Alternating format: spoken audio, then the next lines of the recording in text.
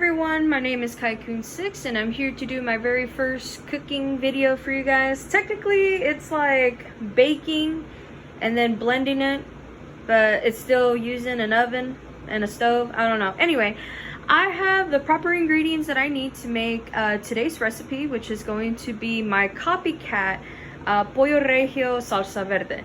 And this was requested by my niece-in-law, so hopefully this video will help. So yeah, I have all the necessary ingredients. I have the recipe card right here, so I'm going to be going step by step on that recipe card, but I could always post up the recipe card in the end of the video, so that way you guys can screenshot it, or if not, I will be putting the instructions for it in the description in the video down below. So anyway, so this is what we're going to need. We're going to need 18 jalapeños, which I have right here. I have a thing of salt, which we need like 3-4 teaspoons of, or not more for taste. I'm going based off of like what's on the recipe card, you guys. And you need like 3/4 cup of like the Pastene brand sunflower oil. Well, I don't have sunflower oil, I have grapeseed oil, so that's going to be a new one for me to try, because I have always tried the vegetable oil or soybean oil before. So let's see how this one goes out. And then this one, it says 2 garlic cloves, and as you can see, I have frozen garlic cubes, and each one is like about a teaspoon. So since the recipe calls for 2 of them, I'm going to use both for sure, because even though if you have like regular garlic cloves like in a jar, or you chop some up, depending on how you like it, it's 2 garlic cloves, or at least 1 teaspoon when it's minced. And then I got some lime juice. So yeah, and then I have my blender right here with me, you guys. So let's go make this recipe. And be forewarned,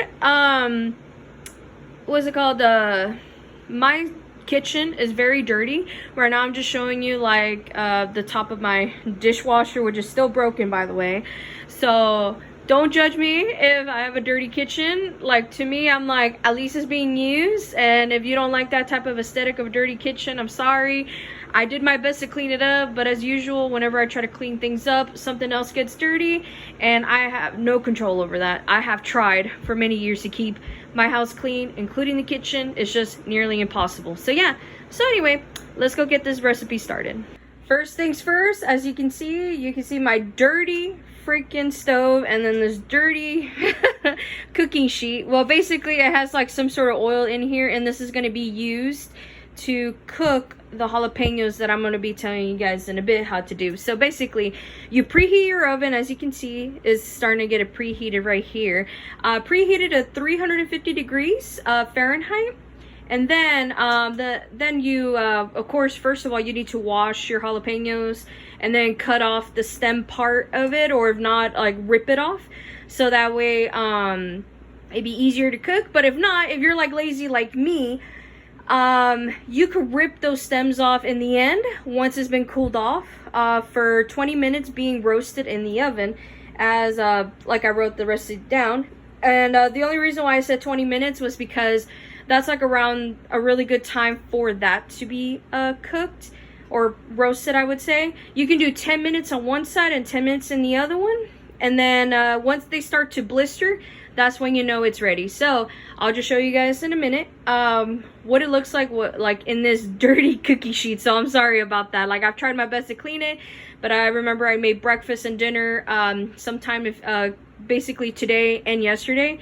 So this is like leftover grease from like whatever I was cooking. So don't worry, it's not going to be used in this recipe. What I'm going to do is use it to roast the jalapeños, and then I'm going to throw away this grease because it is getting old. So yeah.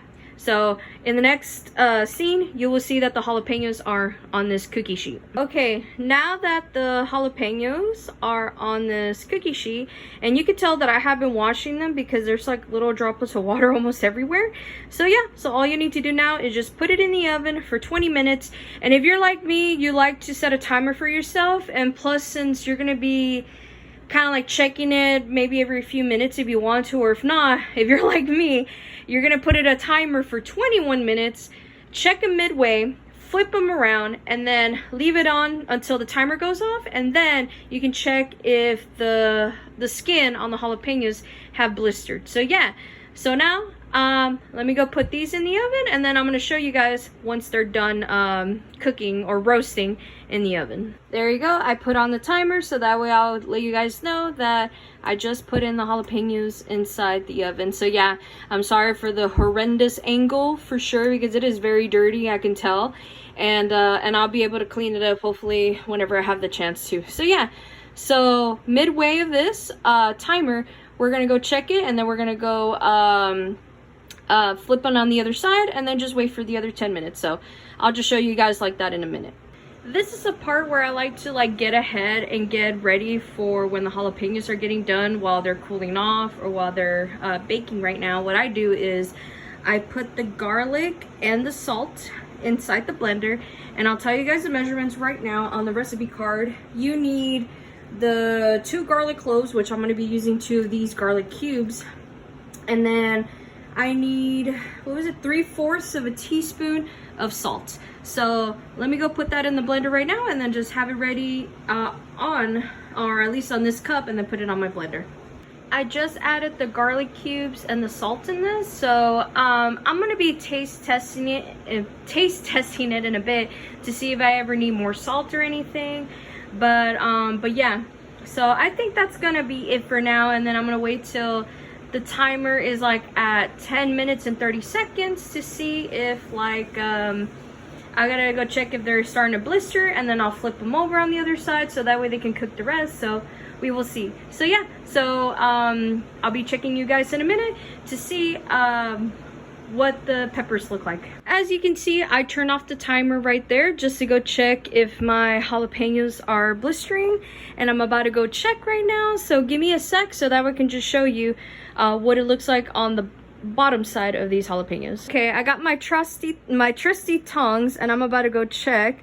Yeah, it is starting to get some color on there. So yeah, all I need to do now is flip them over, put the timer on for another 10 more minutes, and then they should be done. And I'll just show you guys what they look like flipped over. Okay, this is what they look like flipped over, and now I am going to put them in the oven and put the timer on for 10 minutes.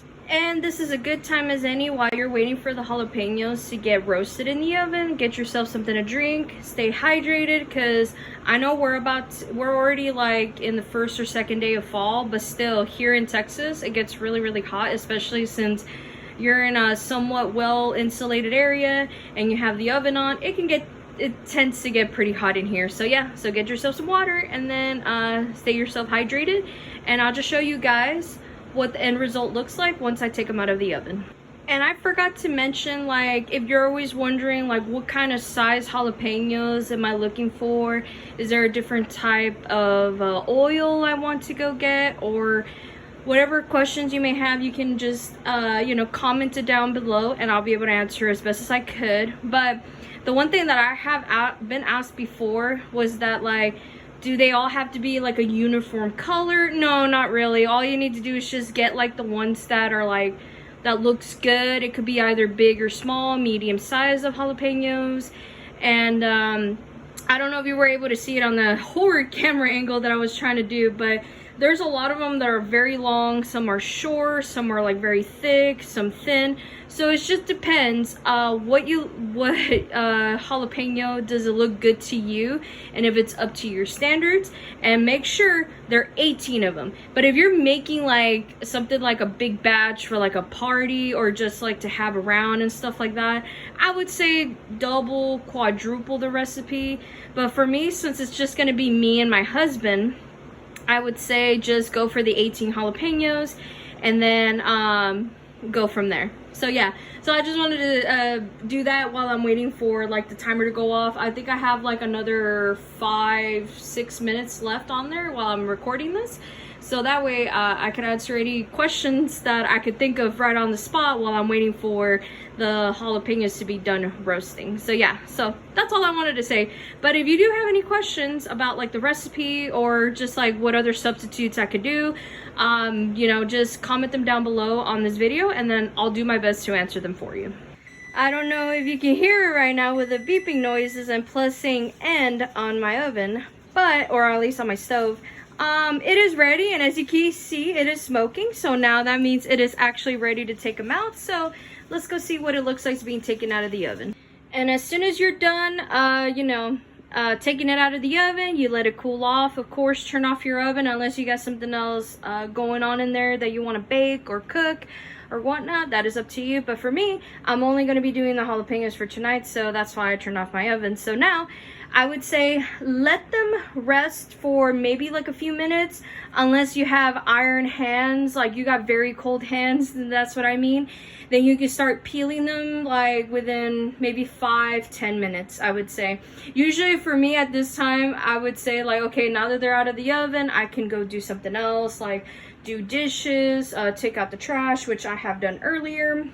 So if you got anything going on while you wait for these to rest, go ahead and do them, because it's going to take a while for them to basically rest. And of course, if you want to, I have a cooling rack, we could put it on there, but I don't want to do the necessary extra step for that, since it's like more dishes for me to do. So, just leave them right here in the baking tray. They're going to be, cooking up a little bit, but it's okay, because if you have like fans or the AC running, the pan is going to cool off real quick, making these cool off a lot faster.